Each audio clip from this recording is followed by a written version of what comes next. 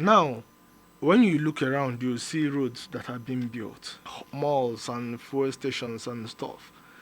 I call all those decoration of underdevelopment. Are those not developmental strides? Now, there are three stages of economic development. The first stage is liberty, liberty to own and use resources to produce what you want. Second is the scale. When you have the liberty to own, for instance, you own coal in your land. Now, when you own it, you need scales. You either have the scale or you employ the people that have the scale to process it for you. And then the third one is the infrastructure. So is what you use to distribute it, to share it where it is needed.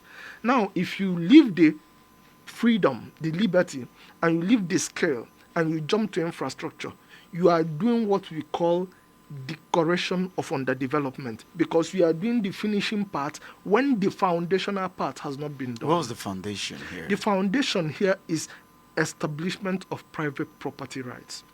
Now, let me tell you a little story. When some Europeans went to America, they practiced a system that we could call communalism, where everybody owned the land together and then they were entitled to the produce of the land together. So being entitled to the produce of the land, some people became smart to work small and take big food. So after some time, the food finished and nobody wanted to work again. Hunger almost killed them. So Captain John Smith came and said, no more to this system. So what we will do is that we will share the lands so that each person should own their land privately forever. Not 99 years, not 49 years, forever. So you die, your children take over, your children's children.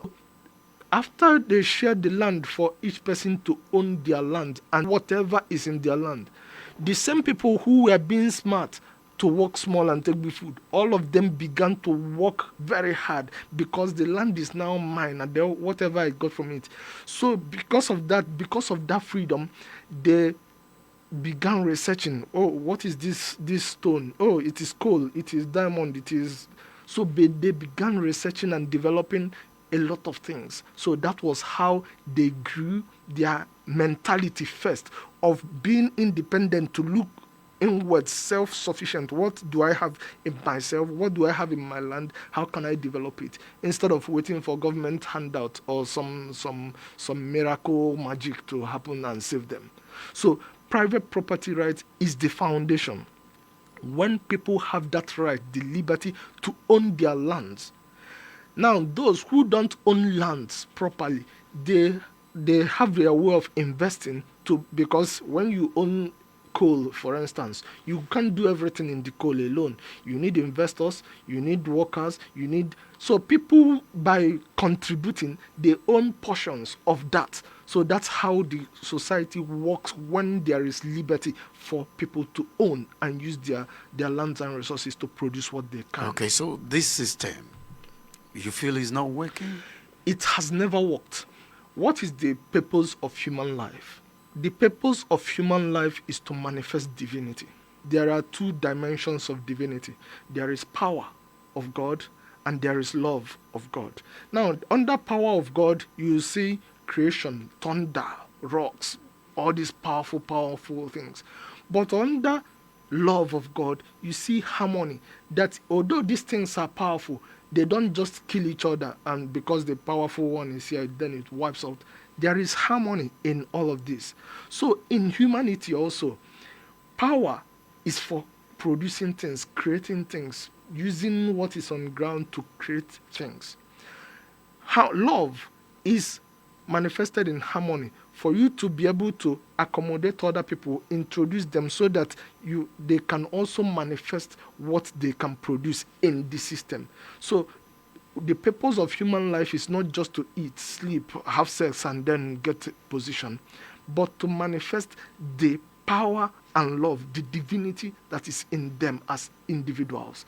So within the society, everyone has something, what we call in economics, comparative advantage, something that he is good in. So when there is liberty in the society, the individual can develop what he is good in and then contribute to other people. and by contributing to other people, he's getting paid, then he can live his life and be happy. So human beings get happiness by manifesting the divinity, that is the productivity and social responsibility that is within them. Okay, so it is difficult to do it when you don't have private property rights, because the right to land. Yes, the right to okay, now after the Americans established this private property, the private property did not only remain on land, it extended to intellectual property and then your service, your labor. The law that holds Nigeria was not made by Nigerians. The difference between law and rule. Democratic societies are governed by laws. And what are those laws? Those laws are what people agreed, consented by the people upon whom it will be enforced. Rules are not consented by the people upon whom it will be enforced. They are imposed irrespective of the interest, the consent, and the well-being of the people upon whom it will be enforced. So the Land Expropriation Law, the Land Use Acts, all of them are not laws. They are rules. Whether they came from the colonialist one or from military dictation, they are not laws. They are rules. Because the people don't have input. Yes, because the people did not consent to this law that will be enforced on them. It is not a law. They are rules. So Nigeria is not governed by law. It is governed by rules, both colonial rules and inherited post-colonial rules. And when I hear some politicians saying that they need rule of law, I say it's not possible. You can never have rule of law when you don't have law. What do you call the Constitution? Constitution is a continuation of colonial edicts. It is not the people's law. To you, Nigeria has no law. It's not, to me, objectively, by the sense of law in a democratic society. Nigeria does not have any law. It has rules. It has rules. See, I would have wanted that you bring maybe a senior advocate or some lawyers, some professors in law to discuss this, so that I ask them for the foundation of the democratic law that we have in Nigeria, because you don't have any. Nigerian society is an armed robbery society. How? When someone takes your property with a gun, what is that person? Has anybody taken anybody's property in Nigeria? The Niger Delta, their land are being exploited every time. In fact, if you find a resource in your land today, government will send soldiers to come and push you out of the land and then start taking... Niger Deltans are being compensated with 13% derivation. Good. Your own children's inheritance. If I take it by force, by gun, and then when they resist, I beat them or kill them. When they cry, I'll say, okay, because you are crying, now let me give you 13%. Will you consider that justice in your personal life? No. Likewise me, no. Likewise, any politician that you bring on air with me today, all of them will say no, because we are human beings. We want what is good for us. The oil in Niger Delta does not belong to me or to my people. I'm from Nice. Nice is in Oka South.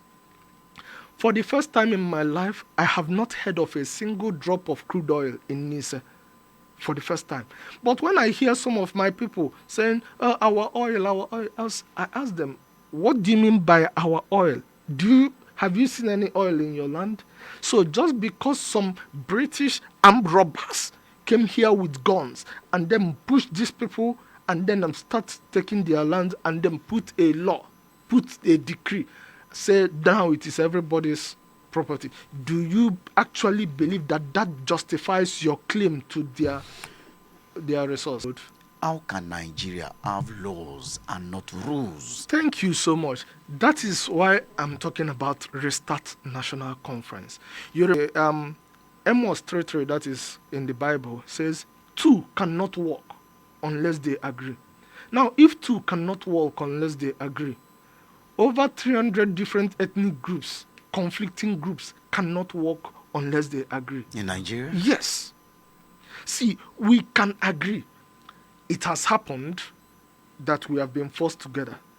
and they forced us together to shame Africa. Nigerians have been forced. Yes. So we are held together at gunpoint, not out of consent. Do we have things that can unite us? Of course. A lot. See, being blacks alone is enough. Being at the trigger of the continent is one thing. Being the people who have the highest level of energy among blacks in the world. Nigerians have the highest level of, when I say energy, I don't mean the coal in the ground or oil. Physical energy. Internal burning zeal. The zeal. Being the people with the highest level of energy, them channeling this, uniting, harmonizing, and channeling this energy for the liberation of every black in the world. That every black in the world, wherever they are being oppressed, they can look back and say, there is a place where I can be recognized as human being. We have more than enough. But first thing is that we have to come together and discuss.